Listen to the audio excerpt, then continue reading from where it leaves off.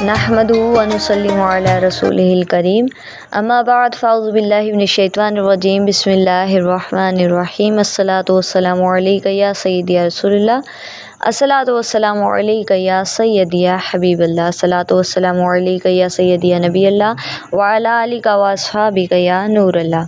موضوع کی طرف بڑھنے سے پہلے میں اپنے تمام دیکھنے والے اور سننے والوں کو پروگرام علم الصیام میں خوش آمدید کہتی ہوں۔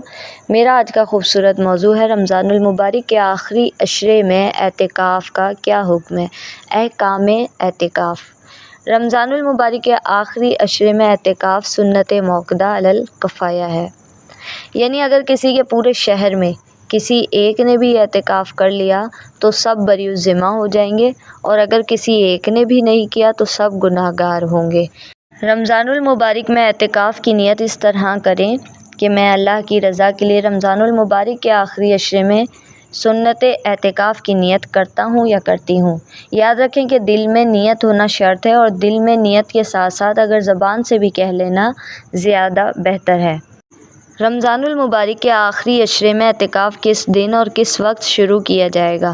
اعتکاف کے لیے ضروری ہے کہ رمضان المبارک کی 20ویں تاریخ کو 20ویں روزے غروب آفتاب سے پہلے مسجد کے اندر اعتکاف کی نیت کے ساتھ موجود ہوں۔ رمضان المبارک کے آخری عشرے کا اعتکاف کس دن اور کس وقت مکمل ہوگا؟ اگر 29 رمضان المبارک کو عید الفطر کا چاند نظر آ گیا تو چاند کے نظر آ جانے کے بعد یہ اعتکاف مکمل ہو جائے گا، اور اگر 29 رمضان المبارک کو چاند نظر نہیں آیا تو پھر 30 رمضان المبارک کو چاند نظر آیا تو 30 رمضان المبارک کے غروب آفتاب کے بعد یہ اعتکاف مکمل ہو جائے گا۔ کیا اعتکاف ایسی مسجد میں ہو سکتا ہے کہ جہاں پر جمعے کی نماز ادا نہ کی جاتی ہو؟ جی ہاں، سنت اعتکاف ایسی مسجد میں ہو سکتا ہے کہ جہاں جمعے کی نماز ادا نہیں کی جا سکتی۔ رمضان المبارک کے آخری عشرے میں اعتکاف کی کیا فضیلت ہے؟ رمضان المبارک کے آخری عشرے میں اعتکاف کی بہت فضیلت ہے۔ حدیث مبارکہ میں کہ رسول اللہ صلی اللہ علیہ وآلہ وسلم نے فرمایا، جس نے رمضان المبارک کے آخری 10 دن کا اعتکاف کر لیا وہ ایسا ہے جیسا کہ اس نے 2 حج اور 2 عمرے کیے۔ کیا اعتکاف کے لیے مسجد میں پردے لگانا ضروری ہے؟ اعتکاف کے لیے مسجد میں پردے لگانا ضروری نہیں، بلکہ بغیر پردے کے بھی اعتکاف درست ہے، لیکن اگر کوئی رکاوٹ نہ ہو اور ضرورت ہو پردہ لگانے کی تو بہت عمدہ ہے۔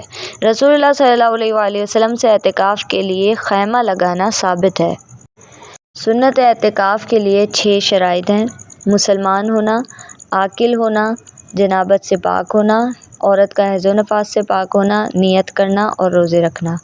کیا نابالغ یا نامراد اور ہجڑا مسجد میں اعتکاف کر سکتا ہے؟ کہ اگر کوئی نابالغ سمجھدار ہو وہ مسجد میں اعتکاف کر سکتا ہے، اور نامراد کیا ہجڑے دونوں ہی مسجد میں اعتکاف کر سکتے ہیں۔ معتکف کے لیے اعتکاف کے دوران خاموش رہنا ضروری ہے؟ اعتکاف کرنے والے کے لیے اعتکاف کے دوران خاموش رہنا ضروری نہیں، بلکہ خاموشی کو ثواب سمجھ کر خاموش رہنا مکروہ تحریمی اور ناجائز و گناہ ہے۔ اگر خاموش رہنا ثواب کی نیت سے نہ ہو تو کوئی حرج نہیں، اور بری باتوں سے خاموش رہنا تو بہت ہی اعلیٰ چیز ہے۔ مطلب یہ کہ اعتکاف کے دوران بجائے اس کے کہ خاموش رہیں بلکہ ذکر و اذکار میں مشغول رہیں۔ سنت اعتکاف اجتماعی طور پر بھی کیا جا سکتا ہے یا نہیں؟ سنت اعتکاف اجتماعی طور پر بھی کیا جا سکتا ہے، بلکہ اجتماعی طور پر اعتکاف کرنا سنت رسول صلی اللہ علیہ وآلہ وسلم سے ثابت ہے۔ رسول اللہ صلی اللہ علیہ وآلہ وسلم کی سنت مبارکہ ہے۔ اگر اعتکاف والی مسجد میں جمعے کی نماز نہ ہو تو کیا وہ جمعہ پڑھنے کسی دوسری مسجد میں جا سکتے ہیں؟